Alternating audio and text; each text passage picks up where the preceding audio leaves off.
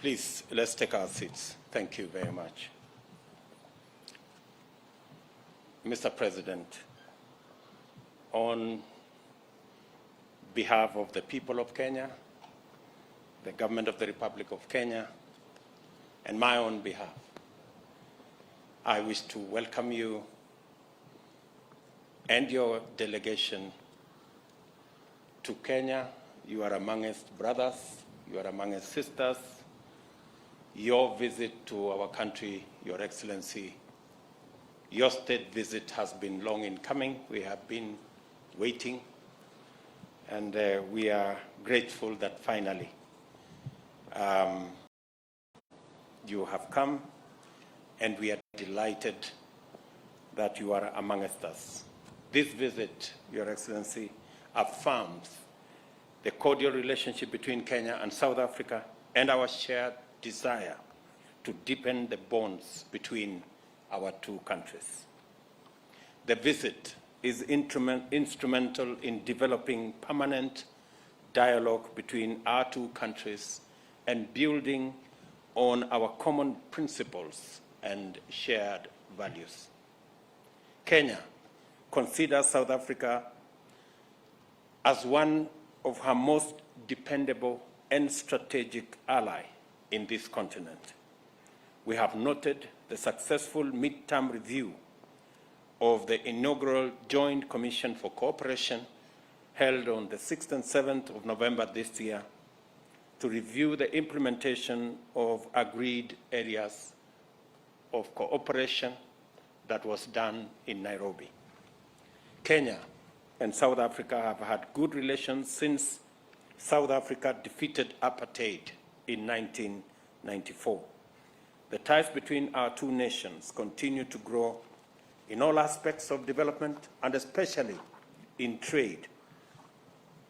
And the two countries have ratified the Africa Continental Free Trade Area, emphasizing our shared commitment to the promotion of intra-Africa trade. Today, Your Excellency, you and I are delighted to have presided over the signing of 4 instruments of cooperation that will play a definitive role in the Kenya-South Africa relations.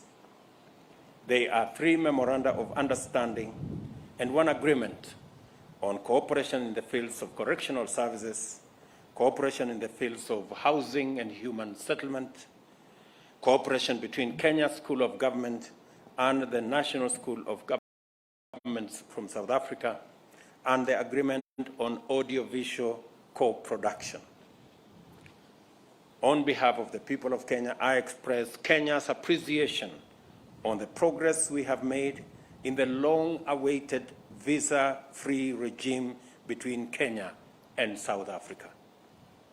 From January 1, Your Excellency, we will have a different regime, thanks to your personal intervention on this matter and the wealth of experience that have been brought on board by your officials.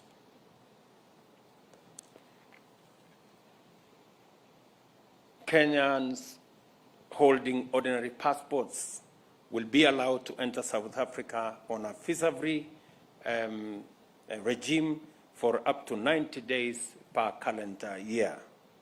The two countries have also agreed on a return policy when immigration laws and regulations are breached to make sure that bad elements that try to infiltrate our borders are dealt with firmly and decisively. President Ramphosa and I have also agreed to develop a sustainable mechanism to identify, monitor, and resolve non-tariff barriers that limit the trade potential between our two countries. We can only reap the full benefits of the MOUs and agreements we have signed through the full and effective implementation of all the undertakings we have committed ourselves to. It is important that we continue to demonstrate the viability and usefulness of the JCC mechanism in improving the quality of our relations. We are concerned over the continuing threats to international peace and security, particularly conflicts in the Horn of Africa, the Great Lakes region, and the Sahel. These conflicts cause suffering, disorder, and lead to unsafe migration and weakening of states.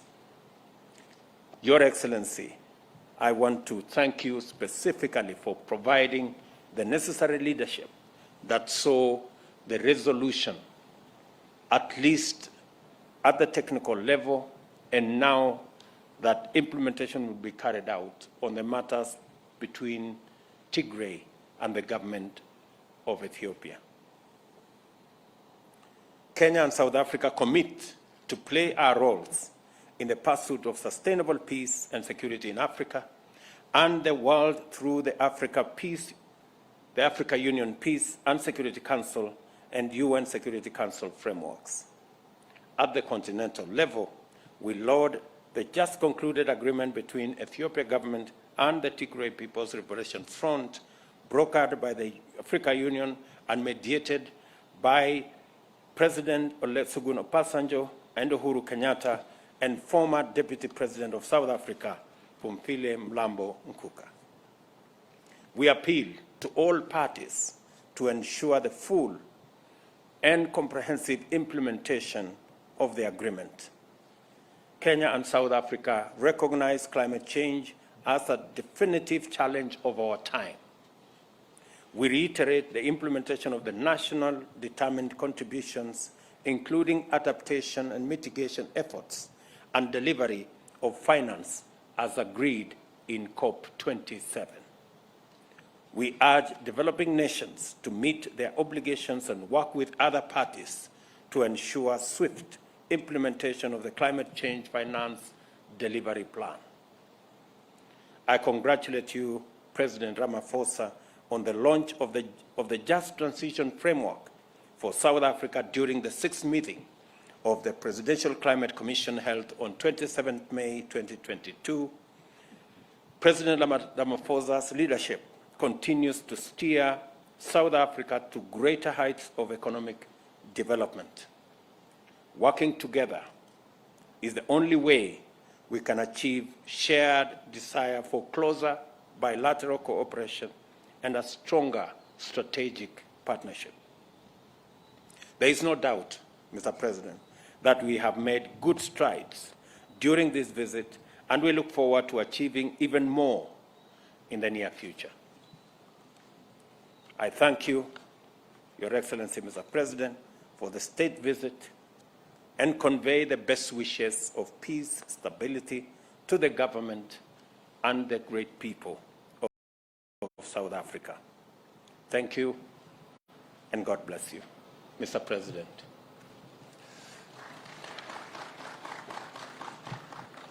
Your Excellency, Dr. William Ruto, President of the Republic of Kenya, members of your government, and a delegation from South Africa, members of the media, and ladies and gentlemen, I'd like to start off by thanking you most sincerely for inviting me and my delegation to come on a state visit to Kenya. This in many ways demonstrates the very deep and strategic relationship between South Africa and Kenya.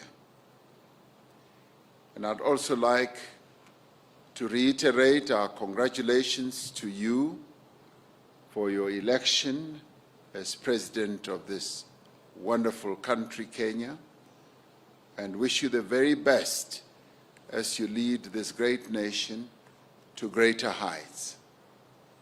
We have just concluded meaningful discussions and very productive and constructive talks which have taken forward our cooperation and relationship in several areas of mutual interest. This visit has once again reaffirmed that our bilateral relations are based on a sound foundation of mutual respect, shared values, and friendship and are also based on our democratic values. These principles will undoubtedly continue to serve us well into the future, especially in times of global uncertainty. We use our discussion, both our tete-a-tete and our official talks in the presence of our respective delegations, to take stock of the current state of our bilateral relations, while also exploring other areas of mutual interest and possible cooperation. And we recognize that the wonderful foundation that exists between our two countries gives rise to enormous opportunities that our two countries should capitalize on. We also witnessed the signing of agreements and memoranda of understanding, as you correctly said, and this builds on the other agreements that we had signed in the past. We are committed to ensure that the agreements and the memoranda of understanding that we have signed now and in the past will be implemented fully. You and I also took opportunity to discuss the thorny issue between our two countries of visas between South Africa and Kenya, with a view of allowing Kenyans to be able to visit South Africa on a free visa basis, that is without having visas. We agreed that indeed Kenyans should be able to visit South Africa without requiring them to have visas, and that this dispensation will commence on the 1st of January in 2023, and that our officials will speed up the processes of putting this into effect, and that this dispensation will be available to Kenyans for a 90-day period in a given year, meaning that, yes, can use the 90 days, 10 days, 20 days, or whatever, for the full year. Kenyans will have a full 90 days to be able to visit South Africa, and we will be able to review this and get reports from our ministers within a year and see how this is functioning.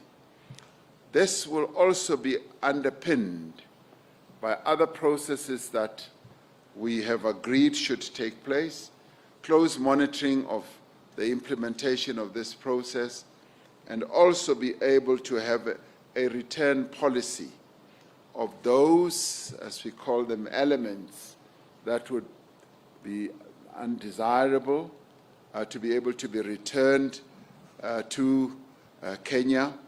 And this, in many ways, just strengthens the relationship between South Africa and Kenya, but more importantly, the people-to-people contact, because as you and I observed, Kenyans and South Africans have multiplicities of relations, both business, social, communal, at relatives level.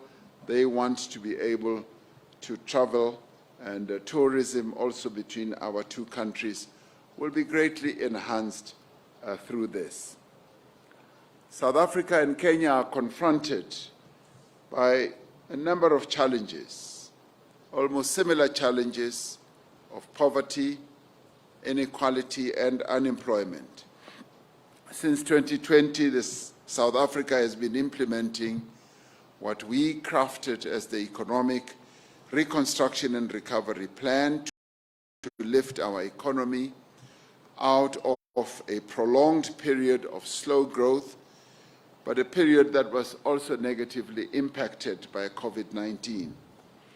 This is not dissimilar to Kenya's recovery plan, with its 6 core pillars of agriculture, focusing on micro-enterprises, small and medium enterprises, housing and settlement, healthcare, and the digital superhighway and the creative economy, as well as the environment and climate change. There are definite opportunities for South Africa and Kenya to share experiences and good practice in the implementation of these various economic opportunities that are given rise to by the plans that we both have adopted.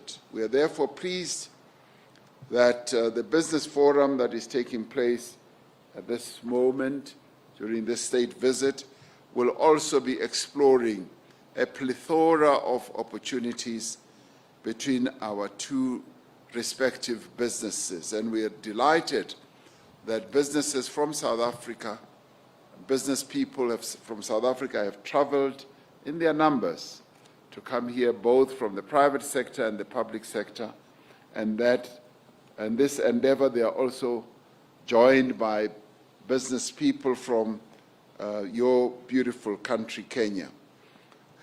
This, in many ways, gives an opportunity to make new contacts, and as I often say, they make contacts and hopefully they will move to contracts as they establish new business undertakings in various sectors of our respective economies. As leading economies in our regions, Kenya is a leading economy in East Africa, and so is South Africa, in Southern Africa. We have demonstrated a firm commitment to sustainably increase volumes of trade and foster greater investment in each other's economy. We were particularly pleased that our various ministers who straddle agriculture, trade and industry, environment, and creative sectors have been very busy looking at the various opportunities with a view of enhancing growth that can come from that. We also, during our discussions, focus on several issues affecting our beloved continent, including the situation in the Democratic Republic of Congo, Ethiopia, as well as Western Sahara. We agree on the need for peace and stability in our continent and the ending of conflicts within and between states. Besides destroying lives and livelihoods, these conflicts greatly retard progress in addressing important social and economic issues. We have therefore agreed that we need to remain focused on issues affecting our regions and our continent and not be distracted by other global matters that are not of our making. We advocate for African solutions for African problems. We took time to thank you for the role that you have played as Kenya in helping to resolve the conflict in Ethiopia between the Ethiopian government and the Tigrayans by deploying former President Uhuru Kenyatta to be joined by former President Olusegun Obasanjo of Ethiopia and former Deputy President Phumzile Mlambo-Ngcuka in fostering peace between the two belligerent parties. We were grateful that there was an understanding and a peace agreement that was reached, and we're glad that Kenya did play a very key role in enabling that to happen. And this lives up to having African solutions for African problems, because we have the necessary expertise, experience, the wisdom, as well as institutions and leaders who are able to help our continent to resolve problems affecting Africa. Kenya and South Africa share a common commitment to strengthen and capacitate the African Union to carry out its core mandate of social and economic development of the African people. We have called for global solidarity, fairness, and a rules-based international system, and the reinforcement of multilateralism, which Kenya and South Africa support greatly. And Kenya and South Africa are aligned on the need also to reform the United Nations system, in particular the United Nations Security Council and the transformation of institutions of global governance. You and I have just returned from COP27 in Sharm el-Sheikh in Egypt, where both of us and a number of African countries flew the African flag with regard to ensuring that there is a just transition, as many of our countries on the African continent are currently suffering a great deal from the ravages of climate change. As you correctly pointed out, the droughts that Kenya is experiencing now are unprecedented. And similarly, the floods and the droughts that South Africa is currently experiencing now are unprecedented. And this just goes to show that climate change is serious, but at the same time, we need to make sure that the more developed economy countries that have contributed greatly to the climate damage should be the ones who carry the burden of making sure that the loss and the damage that developing economy countries like South Africa and Kenya are properly compensated, and that those countries live up to the commitments that they have made. And thank you very much for congratulating South Africa for reaching the Just Energy Transition Agreement or deal with the 5 countries. But we also are firm in supporting similar deals to be reached with countries that are currently experiencing real great difficulties when it comes to climate change, countries like your own country, Kenya. It is our hope and conviction that our relations, President Ruto, will deepen and that cooperation will grow to cover a greater diversity of areas.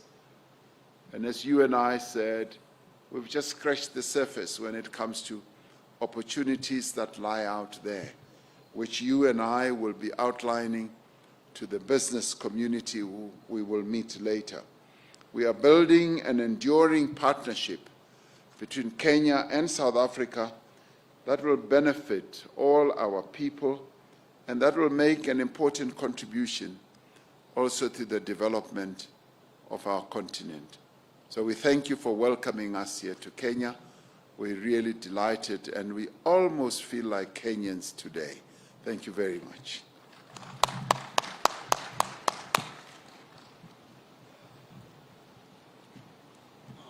Your Excellencies will be taking 2 questions, 2 each from the respective journalists from the respective countries. If I can have anyone. Yes. Introduce yourself and the media house you represent, please. Thank you.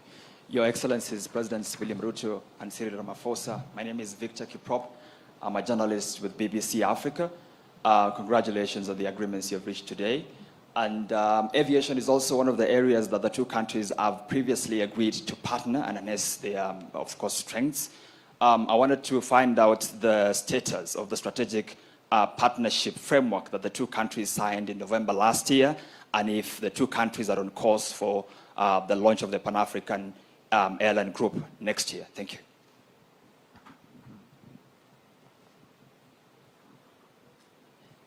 Next question.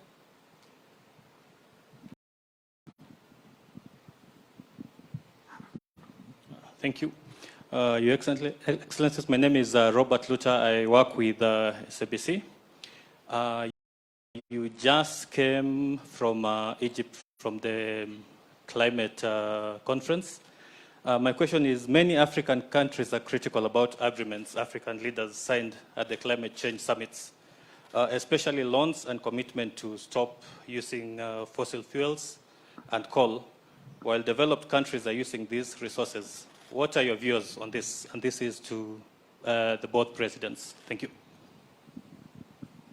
Okay. I think we can take those two first, and then we can take the final two. On the matter of South Africa Airways and Kenya Airways, this was a subject of discussion between me and President Ramaphosa and our teams, and we have agreed that that agreement should be progressed forwards.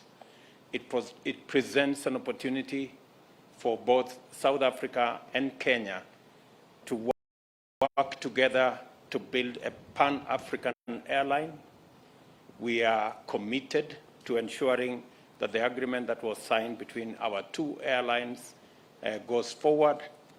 And at the technical level, there is a lot of work going on, and we look forward to making sure that the agreement that was signed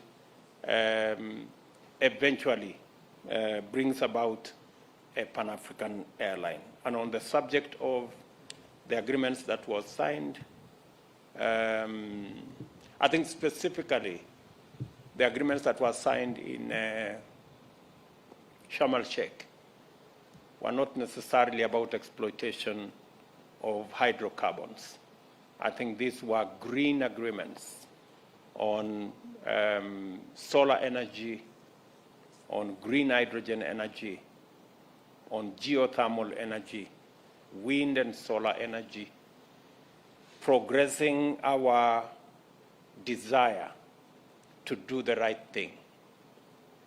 I know there is a conversation as to whether we should not be doing what the developing countries have done. They have exploited their hydrocarbon resources, whether we should not be doing ours. It is our belief that it is always the time to do the right thing. It is also our belief that two wrongs never add up to a right. So while we know the wrongs of the past, we can right them by doing the right thing now going into the future. And that is why South Africa is talking about just transition. And that's why Kenya is escalating our renewable energy resources and exploitation, as was witnessed by the agreements that we signed in Sharm el-Sheikh. Mr. President. Thank you very much, Mr. President. Just to Victor, I want to reiterate what His Excellency President Ruto has just replied to in relation to the question of aviation, and more particularly about discussions that are ongoing between Kenyan Airways and South African Airways. Those discussions are continuing. The need for a strategic partnership has been embraced by both airlines.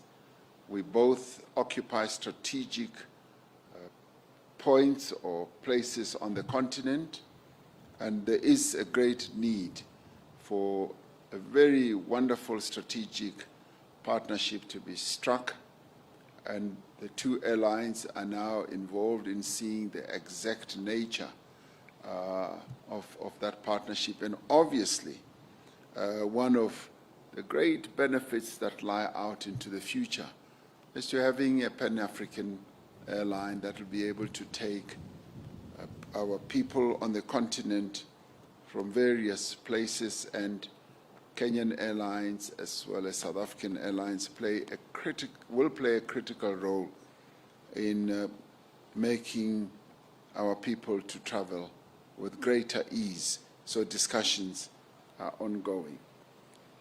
With regard to the question posed by Robert from SABC, Many people across the world have congratulated us for this unprecedented, groundbreaking, they have said, agreement, where, as said, a fairly sizable economy on the continent, we've been able to reach an agreement that will harness and bring investment to bear on helping us to address the challenges that we are facing. As a country, we have adopted a nationally determined contribution where we have indicated how we are going to address the challenges of climate change and what specific actions we will take. The reality of this matter is that climate change is here. It's here, and we have to address it, whether we like it or we don't. The floods, the droughts, and many other horrific occurrences that are happening, we've got to address. And admittedly, South Africa is, say, the 12th contributor to the climate damage, but Africa as a whole just contributes about 1%. So we have seen the need to address what we can contribute. Now, we have fossil fuel based energy generators, and some of them have been generating electricity for years. One of those has just been retired, and it was not retired because we just wanted to do it. It had reached the end of its life, as it often happens with fossil fuel generated power stations. They reach the end of their lives, and it's our decision whether we want to be ahead of the curve or not and embark on new and renewable green energy sources. That's what we have chosen to do, ahead of us being compelled by the exigencies of the moment, that we should take proactive steps to begin to protect the work opportunities of people who work in those fossil fuel generators, as well as the communities that live nearby or affected communities. And it is in this regard that we have decided that we need to embark on clean energy transition, where we will look at a variety of renewable platforms. And in this case, we have come up with a business plan that is going to enable us to look at 3 specific areas: how we can generate electricity from a variety of sources. And as a country, we are committed to mixed energy source. There are tiring power stations that are coal-fired that we want to retrofit, to change so that they embark on another journey, if you like we have done with one Komati, where we are retrofitting it so that it can have a new lease of life, but at the same time, we should be aware of the just transition, be able to ensure that working people are not left stranded and communities are not left stranded. And this is in line with our principle, which is leave no one behind. And indeed, there are other areas that we want to go into. Hydrogen sector beckons. It is calling us. It's a new economy, and this green economy or green process is offering us new opportunities. And we believed that through this agreement we will be able to embark on new opportunities, new interventions, as well as move towards electric cars. South Africa is a very big motor vehicle manufacturer, And many countries, particularly in Europe, are already moving towards electric cars. And our plan is taking us in that direction. We do believe that it will be wrong for us just to remain tied to the old and trusted ways that we've always had, which are depleting, which are really running out of capability, whereas there's a new world, a new economy that is opening up. It has been said by others, President Ruto, that the jobs that could be lost in the fossil fuel energy generation could be easily replaced. One job could be replaced by up to 3 new jobs. And that is the direction that we are headed in. So this renewable energy offers us enormous opportunities in solar, in hydro, in wind, in hydrogen, and in a variety of ways. So we're saying that we should not be fearful. We should be brave enough so long as the transition does not leave our people behind. Thank you. Thank you. The last 2 questions. Good day, Your Excellencies. My name is Mugelwa Hlachwayo from Reuters. My question is regarding the visa-free agreement. Does the return policy apply to citizens of both countries? And do you see this visa-free policy extending to other countries in the East African community?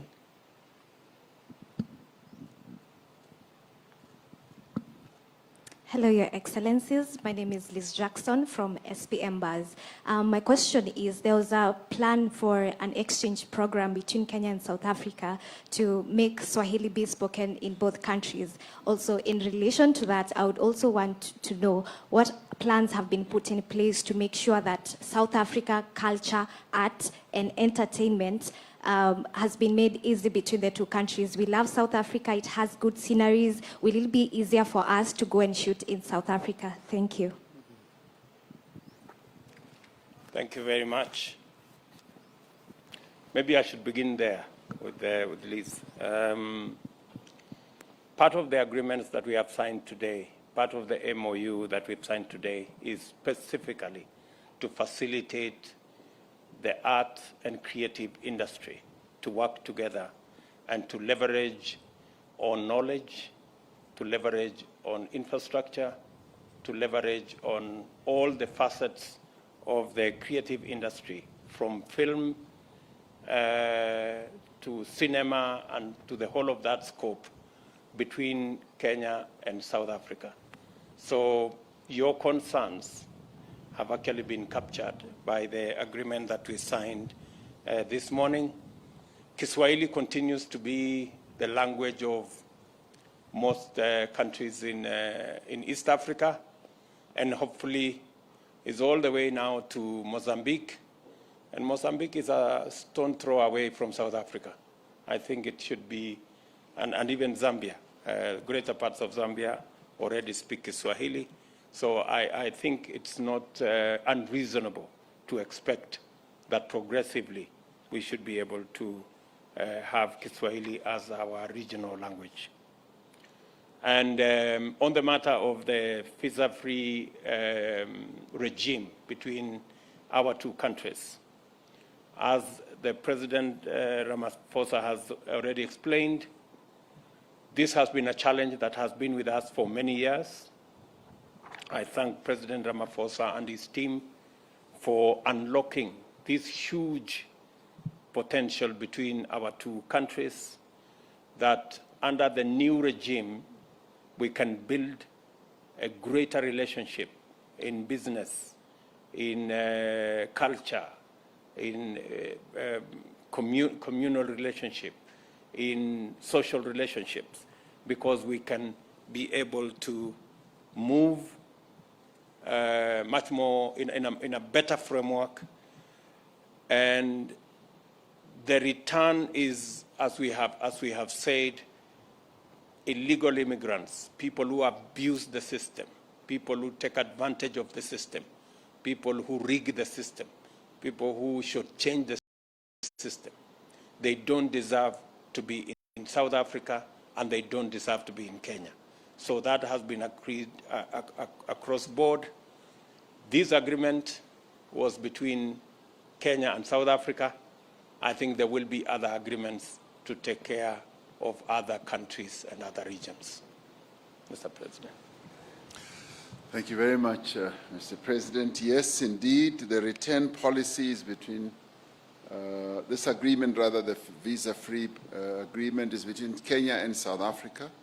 And no doubt, South Africa has relations with a number of other countries, and the agreements are tailor-made to apply to specific countries that we have relations with. So we will be able to deal with various countries on that basis as we reach agreement with those who do not have this type of dispensation. So this dispensation is between South Africa and Kenya.